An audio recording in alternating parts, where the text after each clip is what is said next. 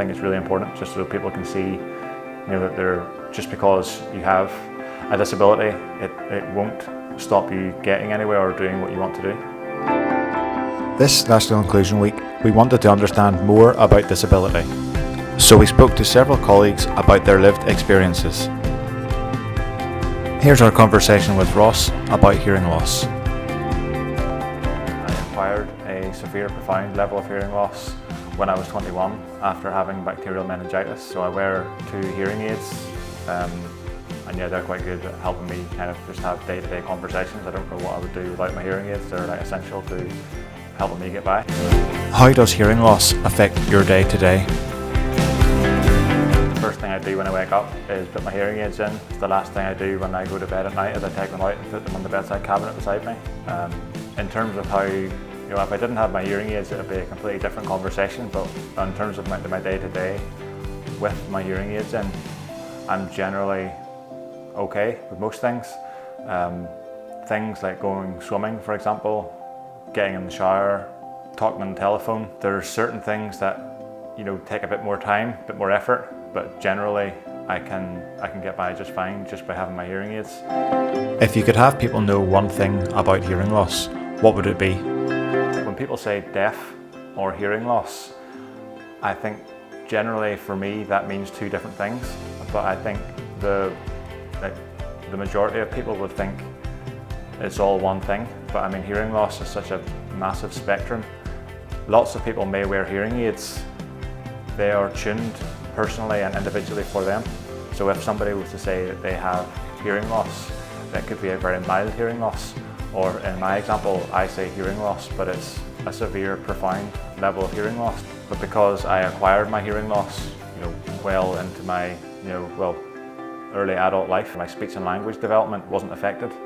Whereas if I was born deaf or born with a hearing loss, then outcomes can be very different. If you could bust one myth about hearing loss, what would it be? You associate it with being something that only affects older people. I guess I'm a good example to show that it can happen to people for a wide variety of reasons. You could be born with hearing loss, you can have sudden hearing loss through accident or injury, or in my example, through disease. So meningitis is one example where hearing loss is quite a common side effect, and that can happen at any age.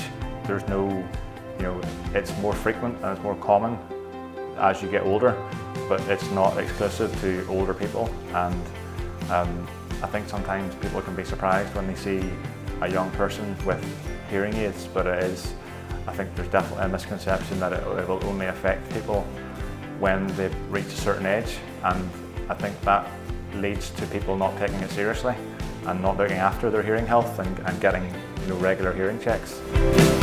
Do you prefer people to acknowledge your disability or ignore it? I think it's always a tricky one, because I'm aware that people can be embarrassed to ask questions about a difference or a disability in someone else. So in terms of it being acknowledged, I would quite often myself, I would bring attention to it if I've met someone new for the first time, because then it kind of takes the pressure, if you like, off them. It kind of breaks the ice, and you've acknowledged it, you've brought it to their attention. Then it's no longer like the elephant in the room that no one wants to talk about. I know I'm quite open when I talk about my hearing loss, but I know not everyone will be, so I'm, whatever works best in the given situation. Are there any stigmas associated with hearing loss?